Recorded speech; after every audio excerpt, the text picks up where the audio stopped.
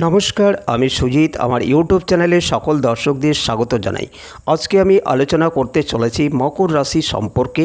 শনিদেব বকরি হতে চলেছেন আগামী 13 জুলাই 2025 রবিবার সকাল 9:36 এবং শনিদেবের এই বক্রতা কাটতে চলেছে 28 নভেম্বর 2025 শুক্রবার। সুতরাং শনিদেবের এই বক্রগতির সময়কাল মোট 138 দিন। এর ফলে মকর রাশির মানুষদের জীবনে বেশ ভালো রকম পরিবর্তন, সুপরিবর্তনের একটা সম্ভাবনা দেখতে পাওয়া যাবে।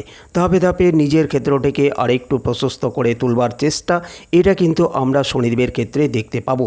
তাছাড়া আরও অনেক খুঁটিনাটি বিষয় রয়েছে, সেগুলো নিয়েও বিস্তারিত আলোচনা করব।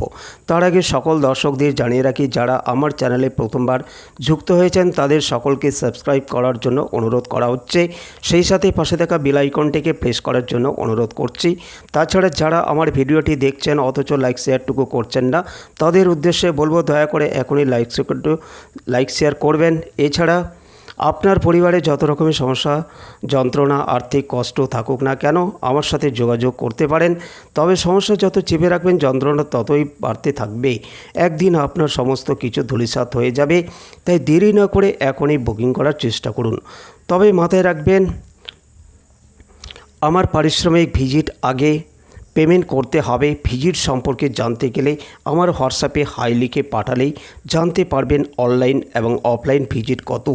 বুক করার পরে আপনার নাম, ডেট অফ বার্থ, জন্মের সময়, জন্মস্থান পাঠিয়ে দেবেন এবং বুকিংয়ের 24 ঘন্টার মধ্যে আপনার পাঠানো তথ্যের উপর ভিত্তি করে ভাগ্যফল জানানো হইবে। এবার মূল আলোচনা শুরু করা যাক। আজকে আমি আলোচনা করব মকর রাশি বা মকর লগ্ন সম্পর্কে। শনির এই বক্রগতি কী প্রভাব পড়তে চলেছে। কিছুদিন আগে মকরের সাড়ে থেকে মুক্তিলাভ করেছেন। আবার মকর রাশির অধিপতি শনিদেব, তিনিও তৃতীয়ভাবে বকরি হয়ে যাচ্ছেন। এর ফলে মকরের কী হতে পারে, কোন দিক থেকে মকরের জীবনে পরিবর্তন আসতে পারে, সেটাই আমরা খুঁজে বার করবার চেষ্টা করব। শনিদেব বকরি হচ্ছেন 13 জুলাই 2025 রবিবার সকাল 9:36 এবং শনিদেবের এই বক্রতা কাটতে চলেছে 28 নভেম্বর 2025 শুক্রবার সকাল 9:20 পর্যন্ত। গ্রহরাজ শনিদেব তার বক্রগতির সময়কাল 138 দিন। মকর রাশি বা লগ্নের তৃতীয়ভাবে শনিদেব বকরি হওয়ার কারণে তাদের অ্যাক্টিভিটির লেভেল বেড়ে যাবে। কাজের প্রতি ডেডিকেশন, পরিশ্রম করবার ক্ষমতা, সঞ্চালতা, প্রাণবন্ততা ইত্যাদি বৃদ্ধি পেতে দেখতে পাওয়া যাবে। এর ফলে মকর রাশি বা লগ্নের মানুষদের জীবনে বেশ ভালো রকম পরিবর্তন, সুপরিবর্তনের একটা সম্ভাবনা দেখতে পাওয়া যাবে। ধাপে ধাপে নিজের ক্ষেত্রটিকে আরেকটু প্রশস্ত করে তুলবার চেষ্টা, এটা কিন্তু আমরা শনিদেবের ক্ষেত্রে দেখতে পাবো। মকর রাশির মানুষদের আটকে থাকা কাজকর্ম উদ্ধার করবার প্রচেষ্টা, সেটা বাড়তে দেখতে পাওয়া যাবে। একটা ওভারঅল ডেভেলপমেন্ট, এটা কিন্তু আমরা মকরের ক্ষেত্রে দেখতে পাবো। মকর রাশির মানুষজন যাদের ঘাড়ে কাঁধে সমস্যা রয়েছে তাদের এই সমস্যা বাড়তে দেখতে পাওয়া যাবে। শিরদাঁড়ার যন্ত্রণায় বেশ কিছু মকর রাশির মানুষ তারা কিন্তু বেশ ভুগতে পারেন। রেসপন্সিবিলিটি বাড়তে চলেছে। হঠকারিতা, তৃতীয় ভাব হলো রাত্রিভাব, ভাই বোন এদের সঙ্গে দূরত্ব বাড়তেই চলেছে। গণ্ডগোল, অশান্তি দেখতে পাওয়া যাবে। এর সাথে সাথে বেশ কিছু আত্মীয় পরিজন যারা একদম আপন নয় কিন্তু আপন, তাদের সঙ্গে অ্যাটাচমেন্টের সম্ভাবনা বাড়তে দেখতে পাওয়া যাবে। অনেক দিন ধরে সম্পর্কটা কেমন যেন দূর সম্পর্কে পরিণত হয়েছিল, সেটা আবার একটু ক্লোজ হওয়ার সংযোগ দেখতে পাওয়া যায়। নাচ, গান, আর্ট, মিউজিক, তার সঙ্গে সঙ্গে যারা বিনোদন জগতে ডিরেক্টলি কানেক্টেড, যারা সোশ্যাল মিডিয়ায় ইনফ্লুয়েন্সার রয়েছেন, তাদের ক্ষেত্রে এই ক্ষেত্রটা ভীষণ ভালো। ডেভেলপমেন্টের সুযোগ রয়েছে, উন্নতি আসবে, কর্মক্ষেত্রে আরও ভালো হয়ে উঠবে এবং খুব স্পষ্টভাবে দেখতে পাওয়া যাবে। এর সঙ্গে সঙ্গে মকর রাশির মানুষরা কিন্তু নতুন পরিকল্পনা করতে পারেন, স্পেশালি পার্টনারশিপ, বিজনেস, নতুন কিছু কাজকর্মের সুযোগ এটা আসতে পারে। তবে অবশ্যই নিজের জন্মকুণ্ডলী সবার আগে দেখা উচিত। এই সময় তৃতীয় শনিদেব থাকার ফলে আপনার জীবনে প্রচুর কানেক্টিভিটি তৈরি করতে পারে। কিন্তু শনিদেব যদি আপনার জন্মকুণ্ডলিতে অশুভ স্থানগত হয়, তার ইম্প্যাক্ট যদি নেগেটিভিটি হয় তাহলে কিন্তু আপনি বিপদেও পড়তে পারেন। বন্ধুদের সঙ্গে কানেক্টেড হয়ে বেশ বিপজ্জনক একটা পরিস্থিতির মধ্যেই জড়িয়ে যাওয়ার সম্ভাবনা সেটা কিন্তু আপনার ক্ষেত্রে সৃষ্টি হতে পারে। আর যদি এটা সৃষ্টি হয় তাহলে কিন্তু আপনি বেশ ঝামেলার মধ্যেই পড়তে পারেন। নিজের জীবনের যোগাযোগগুলো কাজের লাগাতে হবে। এই সময় নতুন মোবাইল ফোন আসার একটা সম্ভাবনা রয়েছে। তারই সঙ্গে সঙ্গে শিরদাঁড়া, হাত, কাঁধ এগুলো ব্যথা হওয়ার সংযোগ রয়েছে। এবং মকর রাশি বা মকর লগ্নের মানুষ রয়েছেন তাদের মধ্যে একটা সোশ্যাল অ্যাক্টিভিটিস সেটা বাড়তে দেখতে পাওয়া যাবে। বাড়ির কোনো বয়স্ক সদস্য তার শরীরটা হঠাৎ করে খারাপ হওয়ার একটা সম্ভাবনা রয়েছে। উচ্চ বিদ্যার ক্ষেত্রে বড় ডিসিশন নিতে পারেন। তৃতীয় শনি এবং অষ্টমে কেতু অবস্থান, এটা কিন্তু মকর রাশি বা লগ্নের মানুষদের মধ্যে স্পিরিচুয়াল অ্যাটাচমেন্ট বাড়বেই। এবং এই যে স্পিরিচুয়াল অ্যাটাচমেন্ট বাড়তে চলেছে, এই সময় একটু উগ্রতন্ত্রের প্রতি আগ্রহ সেটা সৃষ্টি হতে পারে।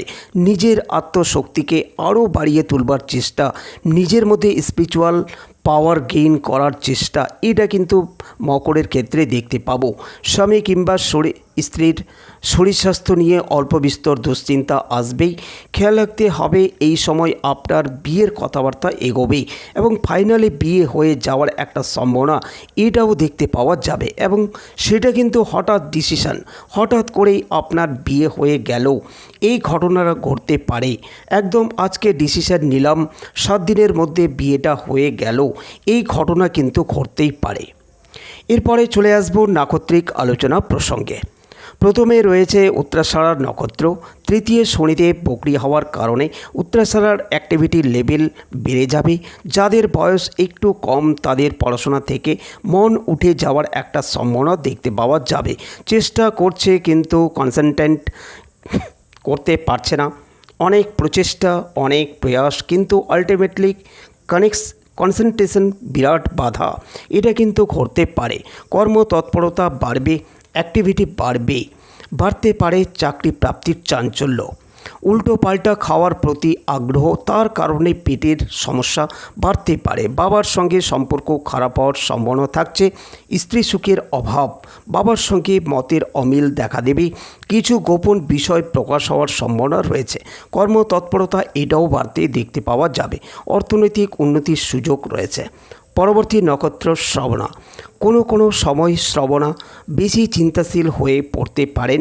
নিজের প্রিয় কোনো জিনিসপত্র, সেটা মোবাইল হতে পারে, ট্যাব হতে পারে, হাত থেকে পড়ে যাওয়া এবং নষ্ট হওয়া তার একটা সম্ভাবনা রয়েছে। বহু মানুষ রয়েছেন যারা ওয়াশরুমে মোবাইল ফোন নিয়ে যাচ্ছেন, তাদের কিন্তু খেয়াল রাখতে হবে। মীন রাশিতে তৃতীয় শনিদেব রয়েছেন, যার ফলে এই ধরনের ঘটনা ঘটার সম্ভাবনা অনেকটাই বেশি থাকছে।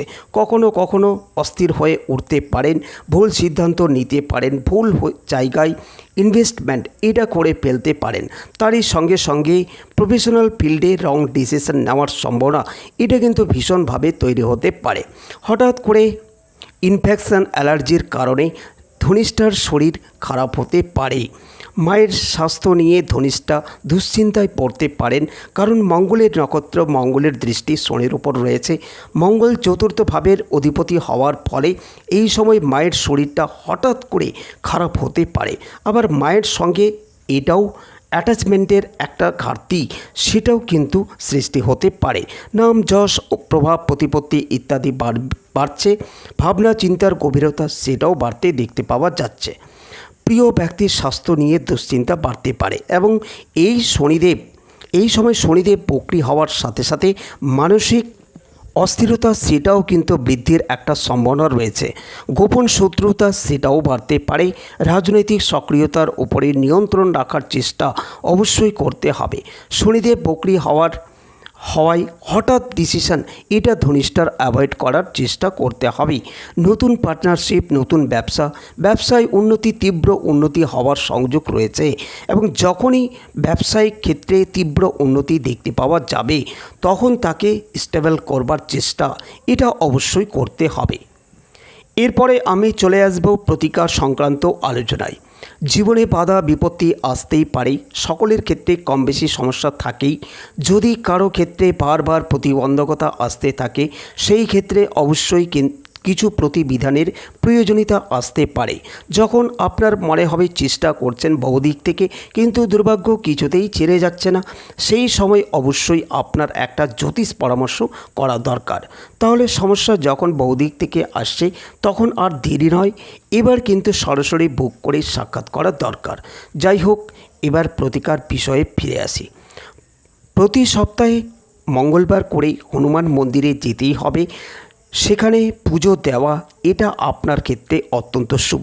দক্ষিণা কালীর মন্ত্রে যারা দীক্ষিত, তারা পূর্ণ মনোযোগ সহকারে ইষ্ট মন্ত্র জপ করুন, ধারণ করুন সেট্রেন ব্রেসলেট এবং তারই সঙ্গে অবশ্যই সাতমুখী রুদ্রাক্ষ ধারণ করতে হবে। তাহলে আজকের আলোচনাটি এই পর্যন্ত। পরবর্তী রাশিফল নিয়ে আবার আসছি। ভালো থাকবেন, ধন্যবাদ।